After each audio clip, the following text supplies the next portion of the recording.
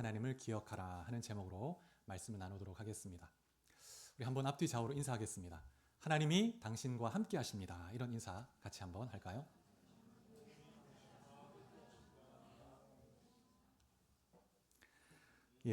느헤미야 4장에서 6장까지는 예루살렘 성벽을 재건하는 과정에서 유다 백성들이 겪었던 외적인 또 내적인 어려움을 기록하고 있습니다. 예루살렘 성벽을 재건한다는 것은 이 세상 가운데 하나님의 나라를 건설하는 것을 상징적으로 보여주는 것입니다. 하나님 나라를 재건하려고 하면 항상 원수, 마귀, 사탄의 방해가 있습니다. 공동체를 재건하고 교회를 세워간다는 것도 하나님의 나라의 일이죠. 그래서 항상 영적 전쟁이 있을 수 있음을 우리가 기억해야 합니다. 뿐만 아니라 우리가 예수를 믿고 예수님의 제자가 되어 주님의 발자취를 따라가는 데 있어서도 영적 전쟁이 항상 수반됩니다. 그래서 우리가 영적 전쟁 가운데 늘 있다는 걸 기억하고 우리가 무장할 필요가 있죠. 그래서 어떻게 싸워가야 할 것인지 잘 기억할 필요가 있는데, 이 성벽 재건의 과정에서 느헤미야가 이 민족들의 방해에 대해서 어떤 행동을 취했는가 하는 것은 오늘 우리가 영적 전쟁에서 어떻게 대처해야 하는지에 대한 지혜를, 통찰을 제공해 줍니다. 이 주변 민족들이 예루살렘 성벽 재건을 방해하기 위해서 취했던 첫 번째 방해 전략이 무엇이었습니까?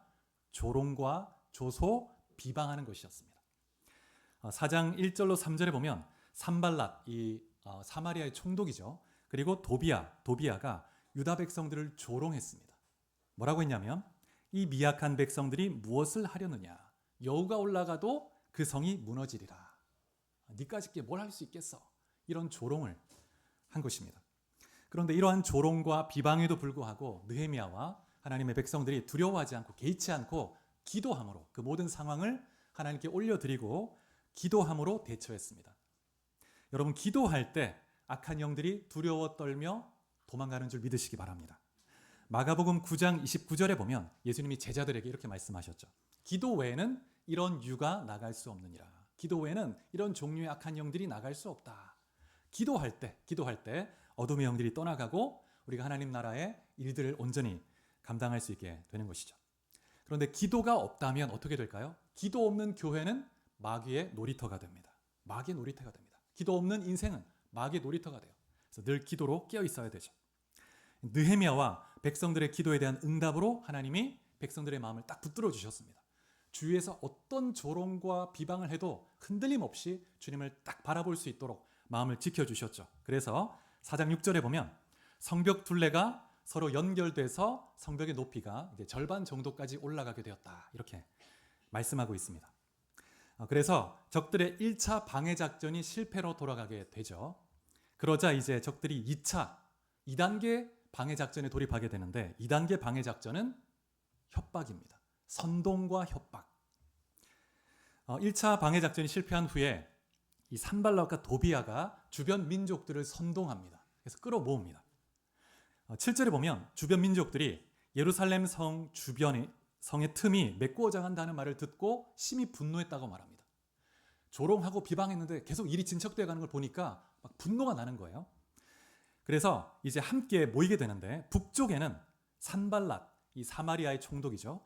그리고 남쪽에는 아라비아 사람들이 이제 딱 모입니다. 그리고 동쪽에는 암몬 사람, 도비야를 중심으로 암몬 사람이 딱 모이고, 그 다음에 서쪽에는 블레셋 지역의 아스돗 사람들이 와서 이제 예루살렘을 동서남북으로 포위를 하는 거예요. 그래서 뭐라고 하냐면 8절에 예루살렘으로 가서 치고 그곳을 요란하게 하자. 혼란하게 하자. 그래서 혼란에 빠뜨린다 이런 뜻입니다. 요란하게 한다는 말은.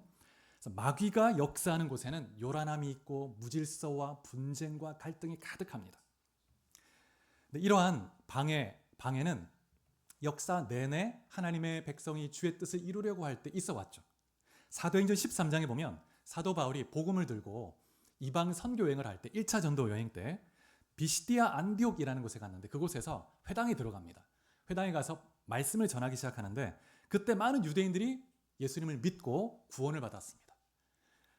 그런데 그 가운데 있었던 믿지 않는 완고한 다른 그 유대인들이 시기가 가득해가지고 바울을 비방합니다. 조롱하고 막 비방합니다.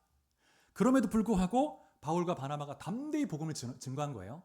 그러니까 이제 많은 이방인들까지도 예수님을 믿게 됩니다.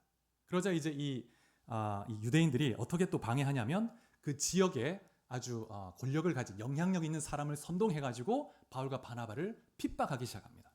그래서 더 이상 복음을 전하지 못하게 권력을 가지고 막 방해하는 거예요. 그래서 결국 바울과 바나바가 그곳에서 복음을 전하지 못하고 떠나가야 됐던 그런 일들을 볼 수가 있습니다. 사도행전에 보면 이런 마귀의 방해가 끊임없이 있어 왔습니다. 느헤미야도 이런 하나님의 나라의 확장을 위해서 헌신할 때 겪는 어려움을 겪고 있는 것이죠. 적들의 공격은 조직적이고 실제적이었습니다. 그래서 단순한 조롱과 비방의 차원을 넘어서 이제 이방 민족들을 끌어모아서 포위하고 협박하고 이제 공격하려고 막 하는 것입니다. 이에 대한 느헤미야의 반응이 9절에 나와 있습니다. 9절. 느헤미야의 반응은 기도하는 것이었습니다. 첫 번째 그 조롱과 비방 때에도 느헤미야가 반응하지 않고 하나님께 기도했습니다. 근데 협박하고 지금 예루살렘이 포위된 상황인데 하나님 앞에 먼저 기도하면서 이 상황을 올려드리고 있습니다. 마귀는 기도하는 사람을 두려워하죠. 그래서 어찌하든지 기도하지 못하도록, 기도의 자리에 가지 못하도록 방해하는 것입니다. 그래서 마귀는 우리가 기도하지 못하게 하기 위해서 실제로는 급하지 않고 중요하지도 않은데 그것이 중요한 일인 것처럼 착각하게 만듭니다. 그래서 그 일에 막 매이게 만들어요. 그 일에 막 쫓기다 보면 정작 중요한 기도와 더 중요한 일을 놓치게 되는 그런 우선순위의 혼란을 일으키는 것이 마귀의 작전 중에 하나입니다. 그래서 이 종교개혁자 루터가 자기가 늘 단골로 가는 이발소 그 이발사에게 했던 유명한 말이 있는데 이런 말을 했습니다. 우리는 실제로 급하지 않은 일을 급하다고 자신을 속임으로써 기도를 단념하지 않도록 주의해야 합니다. 그렇지 않으면 우리는 마침내 나태하고 게을러지며 냉담하고 나약하게 될 것입니다. 그러나 우리 주위에 있는 마귀는 결코 나태하거나 게으르지 않습니다. 마귀는 게으르지 않습니다. 마귀는 진짜 성실합니다. 마귀보다 더 성실해야 되겠죠. 깨어 기도하고 말씀 붙들고 나아갈 때 우리가 승리할 수 있는 것입니다. 그래서 마귀에게 속지 않아야 되죠. 느헤미야가 이것을 잘 알았고 기도를 멈추지 않았습니다. 더 힘든 상황인데 더 하나님 앞에 나아가며 기도하고 하나님께 의뢰했습니다. 근데 이번에는 기도만 한 것이 아니고 파수꾼을 세웁니다. 실질적인 대책도 세우는 것이죠. 그래서 주야로 적들의 침입을 대비하는 거예요. 그럼에도 불구하고 지금 이런 과정에서 1단계, 2단계 이 적들의 방해 때문에 이스라엘 백성들의 마음에 굉장히 좀 낙심의 마음이 찾아왔습니다. 10절에 보면 유다 사람들이 이렇게 말하죠. 흙 무더기가 아직도 많거늘 짐을 나르는 자의 힘이 다 빠졌으니 우리가 이 성을 건축하지 못하리라. 이렇게 말합니다.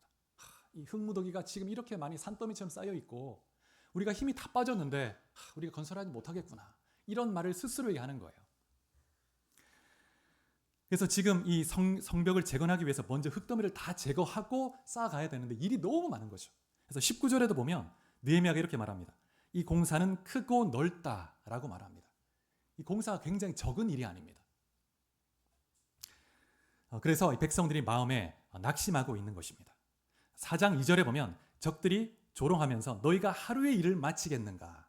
또 불탄 돌을 흙 무더기에서 일으키겠는가? 이렇게 조롱했는데 그 말들 그대로 지금 이스라엘 백성이 자기 자신에게 얘기하고 있는 거예요. 야, 우리가 일을 할 수 있을까? 가능할까? 야, 힘이 빠져서 할 수 없겠다. 이 말을 그대로 반복하고 있는 거죠. 그 거짓된 그 메시지, 그 조롱을 딱 예수의 이름으로, 말씀으로 딱 거부하지 못하고 그냥 계속 들으면서 받아들여 버린 거예요. 그래서 그 마음속에 스스로에게 되뇌이고 있습니다. 11절에 보면 적들이 이렇게 협박합니다. 제가 한번 읽어보겠습니다. 우리 원수들은 이르기를 그들이 알지 못하고 보지 못하는 사이에 우리가 그들 가운데 달려들어가서 살육하여 역사를 그치게 하리라. 예루살렘 성을 딱 포위하고 그들이 알지 못하고 보지 못하는 사이에 습격해가지고 기습해서 그들을 죽이고 역사를 그치게 하겠다. 이렇게 말하는 것입니다. 여기서 우리가 주목해 볼 부분은 알지 못하고 보지 못하는 사이에 공격해 온다는 거예요. 여러분 마귀는 항상 빈틈을 노립니다. 빈틈을. 우리가 방심하고 있는 그 틈을 딱 노리고 여지없이 딱 공격해 오는 거예요. 그래서 우리가 늘 깨어서 기도하며 깨어 있어야 되는데 신약 성경에 보면 거짓 교사, 이단자에 대해서 어떤 표현을 쓰냐면 항상 가만히 슬그머니 교회에 들어와서 거짓된 가르침을 유포하는 자, 이렇게 표현하고 있습니다. 항상 마귀는 이렇게 우리가 방심하는 틈을 타서 몰래 슬그머니 들어와서 분열시키고 그 다음에 갈등을 겪게 하고 하나님 나라 일을 방해하고 기습하는 거예요. 우리 개인적 삶에도 마찬가지입니다. 우리가 딱 깨어서 하나님의 전신갑주를 입고 있지 않으면 어떠한 메시지가 들어올 때 이것은 하나님이 원하시는 하나님의 진리와 반대되는 것이다 하고 딱 물리칠 수 있어야 되는데, 그러지 못하고 그런가? 그래, 나 할 수 없어, 이러면서 탁 넘어지게 되는 것이죠. 그래서 백성들이 깊이 낙심하게 됩니다. 우리가 일을 할 수 있을까? 여러분, 한번 낙심의 마음이 들어오면 아무것도 하지 못하게 되죠. 온통 그 마음속에 부정적 생각이 가득 차게 됩니다. 의욕을 상실하게 되고, 그래서 하나님을 바라보기보다 내 현실적 상황이 더 막 크게 보입니다. 할 수 없을 거야, 할 수 없을 거야.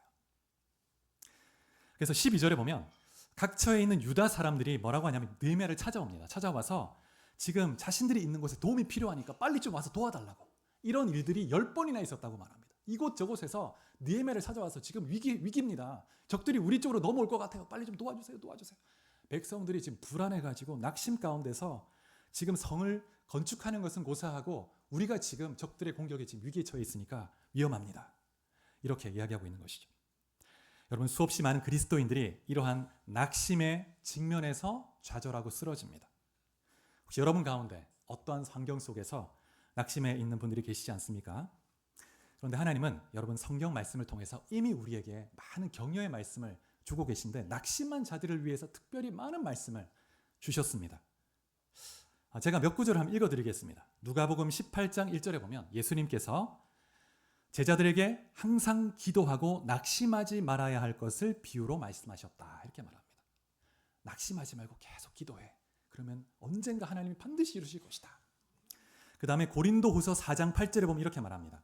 우리가 사방으로 우겨쌈을 당하여도 쌓이지 아니하며 답답한 일을 당하여도 낙심하지 아니하며. 또 갈라디아서 6장 9절 보면 우리가 선을 행하되 낙심하지 말지니 포기하지 아니하면 때가 이름에 거두리라. 선을 행할 때 낙심하지 않으면 반드시 이룬다는 거예요. 데살로니가후서 3장 13절 형제들아 너희는 선을 행하다가 낙심하지 말라. 하나님의 일을 행하다가 때로 낙심할 때가 있습니다. 낙심하지 말라는 거예요. 하나님이 다 듣고 계시고 준비하고 계시고 역사하십니다. 그리고 히브리서 12장 3절 너희가 피곤하여 낙심하지 않기 위하여 죄인들이 이같이 자기에게 거역하신 일을 참으신 일을 생각하라. 예수님을 잘 생각하면서 낙심한 그 상황 속에서 낙심하지 말고 힘을 내고 일어나라는 거예요. 예수님은 절대 낙심치 않았습니다. 예수님이 십자가를 지시기 그 전날 밤에 지금 베드로는 엉뚱한 소리하고 유다는 배신하고 제자들은 다 도망가 버렸잖아요. 주님은 낙심치 않으셨습니다. 그리고 자신에게 주어진 사명을 묵묵히 감당하시고 십자가에 죽으셨죠. 그리고 부활하신 다음에 다시 주님이 때가 되었을 때 제자들 찾아오셔서 그들에게 힘을 주시고 일으키시고 또 사도로 전도자가 되게 하신 것입니다. 그래서 여러분, 우리가 낙심해 있을 때, 낙심의 그 상황을 만날 때 가장 먼저 해야 될 일은 그 상황을 보기보다 먼저 우리의 시선을 하나님께로 딱 향해서 고정하는 것입니다. 나의 상황, 내 연약함을 주목하는 것이 아니고 하나님이 어떤 분이신가, 하나님이 어떤 약속을 주셨는가 주목하는 것입니다. 우리가 말씀을 하나 같이 찾아보겠습니다. 로마서 8장 31절. 로마서 8장 31절.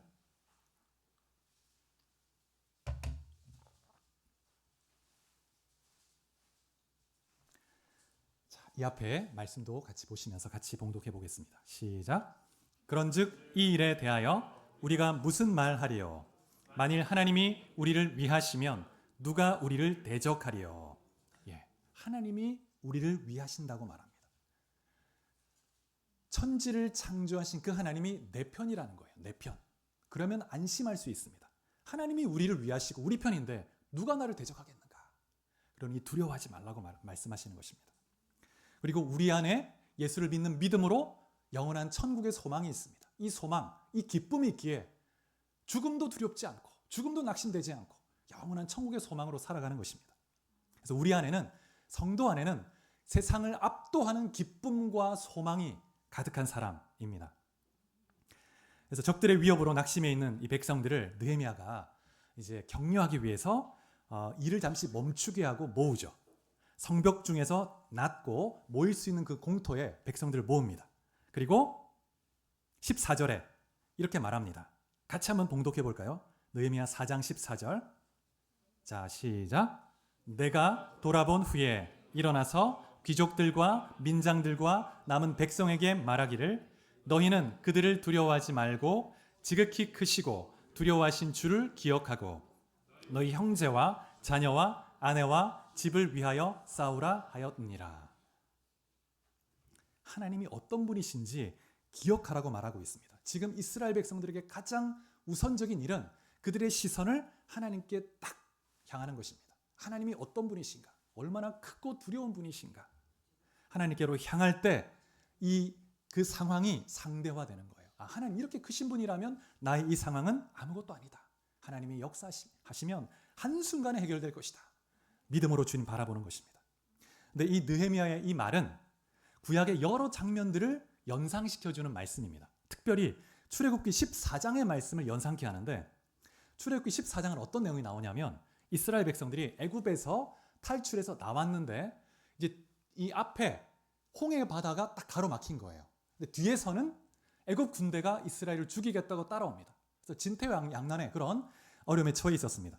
그런 상황에서 모세가 뭐라고 하냐면 이렇게 말합니다. 너희는 두려워하지 말고 가만히 서서 여호와께서 오늘 너희를 위하여 행하시는 구원을 보라. 너희가 오늘 본 애굽 사람을 영원히 다시 보지 못하리라. 이렇게 말하고 있습니다. 너희는 두려워하지 마라. 이제 이 애굽 사람들 다시는 너희가 보지 못할 거다. 하나님이 행하실 거다. 이렇게 격려하고 있습니다.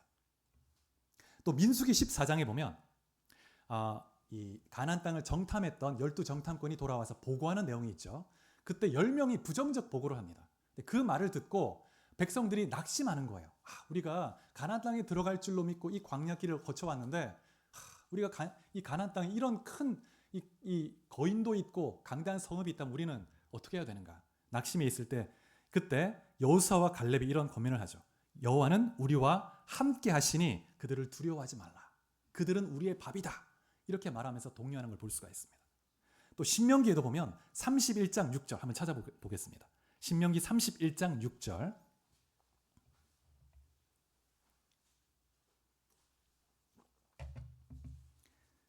신명기 31장 6절. 신명기 말씀은 이제 모압 평지에서 가나안 땅에 들어가기 직전에 있는 이스라엘 백성들에게 격려의 말씀을 주는 것입니다. 자, 31장 6절 말씀 같이 봉독해 봅니다. 시작. 너희는 강하고 담대하라. 두려워하지 말라. 그들 앞에서 떨지 말라. 이는 내 하나님 여호와 그가 너와 함께 가시며 결코 너를 떠나지 아니하시며 버리지 아니하실 것임이라 하고. 가나안 땅 그 앞에 큰 성읍이 있고 거인이 존재하고 강대한 그런 사람들이 있지만 두려워하지 마라. 담대하라. 담대하라. 내가 너와 함께 가겠다. 너를 위해 싸우겠다. 버리지 않겠다. 말씀하는 것입니다. 느헤미야는 하나님께서 이스라엘 백성 가운데 역사 중에 어떤 일을 행하셨는지를 잘 기억나게 하시는 겁니다. 하고 있습니다. 백성들에게 그 하나님을 바라보라고 권면하고 있는 것이죠. 그래서 느헤미야의 권면을 듣고 백성들이 하나님을 바라보기 시작하자 적들이 침략하지 못합니다. 하나님이 적들의 계략을 파하셨기 때문이죠. 15절에 보면 적들의 계략을 미리 알게 하시고 준비케 하신 분이 하나님이라고 말합니다. 하나님이 알게 하시고 준비케 하시고 그 적들의 모든 계략을 다 패하셨다고 말씀하고 있습니다. 그래서 백성들이 다시 각자의 위치로 돌아가서 공사를 하기 시작하는 것입니다. 16절 이후를 보면 느헤미야가 이제 백성들이 공사하면서도 늘 깨어서 싸움을 대비할 수 있도록 하기 위해서 정비하는데 17절 18절에 보면 성을 건축하는 자, 짐을 나르는 자들이 한 손으로는 일을 하고 또 다른 한 손에는 무기를 잡았다고 말합니다. 무기를 딱 잡고 한 손에는 일을 하고 한 손은 무기를 잡고 늘 싸울 준비를 하는 것입니다. 그리고 건축하는 자들이 각각 허리에 칼을 차고 있습니다. 칼을. 그리고 느헤미야 곁에는 그 비서 역할을 한 사람이 나팔을 들고 있습니다. 그래서 언제든지 위급한 상황이 있으면 나팔을 딱 불러서 백성들이 쫙 모이게 하는 거예요. 그리고 야간에도 사람들이 예루살렘 안에서 잠을 자면서 이제 순서대로 고초를 서게 합니다. 그리고 낮에는 함께 칼을 차고 일을 하고 또 밤에 23절에 보면 밤에 잠잘 때 옷도 벗지 않습니다. 늘 깨어서 싸울 준비를 하는 거예요. 그리고 하나님의 나라를 이루어가는 것입니다. 이렇게 하면서도 느헤미야가 철저하게 하나님을 의뢰하였습니다. 하나님을 의뢰하며 철저히 자신이 할 수 있는 준비를 해서 방어하기 시작했습니다. 20절에 보면 이렇게 말씀합니다. 4장 20절, 너희는 어디서든지 나팔 소리를 듣거든 그리로 모여서 우리에게로 나오라. 우리 하나님이 우리를 위하여 싸우시리라. 그래서 하나님이 함께 하신다는 것을 분명히 백성들에게 언급하고 있습니다. 하나님께서 출애굽 때 이스라엘 백성들을 애굽의 군대로부터 지켜주시고 또 승리케 하신 것처럼 이스라엘 백성들을 보호하시고 또 건지시고 이 성의 과업을 완성케 하실 것을 말씀하고 있습니다. 오늘 말씀을 통해서 우리가 두 가지 성도들의 정체성을 볼 수 있는데, 첫 번째는 영적 군사라는 정체성입니다. 성도는 영적인 군사로 살아가야 합니다. 그래서 우리의 삶 가운데는 영적 전쟁이 쉼이 없고 끊임없는 악한 영들의 방해가 있습니다. 그래서 틈을 주지 않고 깨어서 기도하며 하나님을 바라보며 나가야 합니다. 우리 말씀을 하나 찾아보겠습니다. 에베소서 6장 10절 11절. 에베소서 6장 10절 11절.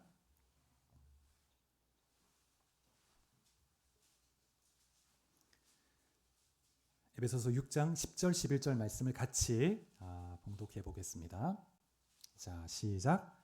끝으로 너희가 주 안에서와 그 힘의 능력으로 강건하여지고 마귀의 간계를 능히 대적하기 위하여 하나님의 전신갑주를 입으라. 마귀의 간사한 계략을 이겨내기 위해서 하나님의 전신갑주를 입어야 합니다. 영적인 옷을 입어야 된다는 거예요. 영적인 옷을. 그래야만 우리가 마귀의 그런 공격들을 물리치고 승리할 수 있습니다. 그래서 마귀는 예기치 않은 시간에 예기치 않은 장소에서 틈을 노리고 공격하기 때문에 늘 대비하고, 한 손에는 딱 일할 수 있는 쟁기를 들고 한 손에는 무기를 들고 늘 우리 일상에서 우리가 서 있어야 합니다. 내 주어진 일을 열심히 하면서도 늘 깨어서 내 마음속에 영적 무기를 마음속으로 기도하며 또 말씀을 딱 내 마음에 새기고 서 있어야 하는 것이죠. 그럴 때 승리할 수 있습니다. 그 다음에 두 번째, 성도의 정체성은 밤을 지새우며 성벽 위에서 성을 지키는 파수꾼의 모습, 파수꾼.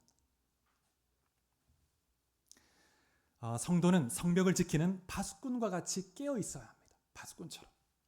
주님이 마지막 때, 주님이 종말의 때가 되어 주님이 다시 오실 때 도적같이 오리라. 그러니 너희가 깨어 있어라. 깨어 있어라. 밤에 올지 낮에 올지 너희가 알 수 없으니 깨어 있어라. 이렇게 말했습니다. 우리는 늘 깨어 있어야 합니다. 영적으로. 뭐 잠을 자지 말라 이런 뜻은 아니고요. 깨어 있어야 합니다. 영적으로 늘 깨어서. 그래서 정말 하나님 앞에 정말 우리에게 주어진 사명을 온전히 감당할 수 있도록 나가야 되죠. 그래서 신약 성경에 보면 깨어 있어 기도하라는 그런 권면이 정말 많이 나와 있습니다. 에베소서 6장 18절에도 보면 이를 위하여 깨어 구하기를 항상 힘쓰며 여러 성도를 위해 구하라. 골로새서 4장 2절에 보면 기도를 계속하고 기도에 감사함으로 깨어 있어라. 깨어 있어라. 이사야 62장 한번 찾아보겠습니다. 이사야 62장 6절 7절 말씀. 이사야 62장 6절 7절. 성도가 파수꾼의 정체성을 가지고 무엇을 기도해야 할지 보여주는 말씀인데요. 이사야 62장 6절 7절 말씀. 자, 이 앞에 스크린에 나와 있습니다. 자, 같이 봉독합니다. 시작. 예루살렘이여, 내가 너의 성벽 위에 파수꾼을 세우고 그들로 하여금 주야로 계속 잠잠하지 않게 하였느니라. 너희 여호와로 기억하시게 하는 자들아, 너희는 쉬지 말며 또 여호와께서 예루살렘을 세워 세상에서 찬송을 받게 하시기까지 그로 쉬지 못하시게 하라. 예, 이 말씀에 보면 파수꾼이 무엇을 외치는가 하면 쉬지 않고 하나님이 주무시지 못하게 하라 이렇게 말합니다. 하나님은 주무시는 분이 아니죠. 비유적으로 말하는 것입니다. 하나님 앞에 계속 말씀드리되 이 예루살렘이 재건되어서 온 열방 중에 하나님의 이름이 높아지게 하라 하는 것입니다. 그래서 오늘도 우리는 이 말씀에 우리에게 적용해 본다면 우리가 깨어서 늘 하나님의 나라의 확장을 위해서, 이 진주와 서부 경남에 150만의 인구가 있죠. 네, 전국에서 복음화율이 가장 낮은 3% 정도의 복음화율을 얘기하는데, 우리가 이 땅의 복음화를 위해서 복음을 전하고 기도하는 이 일을 나태해서는 안 되겠죠. 그리고 열방 가운데 아직도 주님을 알지 못하는 족속들이 있습니다. 민족들이 있죠. 그곳을 위해서 기도해야 되고 중동의 평화를 위해서도 우리는 열방을 하나님과 함께 격려하고 다스리는 왕 같은 제사장입니다. 그래서 그러한 마음을 가지고 기도해 나가야 되는 것이죠. 말씀을 맺겠습니다. 사랑하는 여러분 한 분 한 분이 하나님의 관점으로 보실 때 어떤 존재인가 꼭 기억하시기 바랍니다. 우리는 영적인 용사이고 또 파수꾼입니다. 파수꾼. 그래서 이 진주와 서부 경남과 또 이민족과 열방을 위해서 정말 주님의 나라가 온전히 임하고 주님이 다시 오시는 그날까지 주의 과업을 감수하고 온전히 이루어가는 여러분과 제가 될 수 있기를 주의 이름으로 축복합니다. 같이 기도하시겠습니다.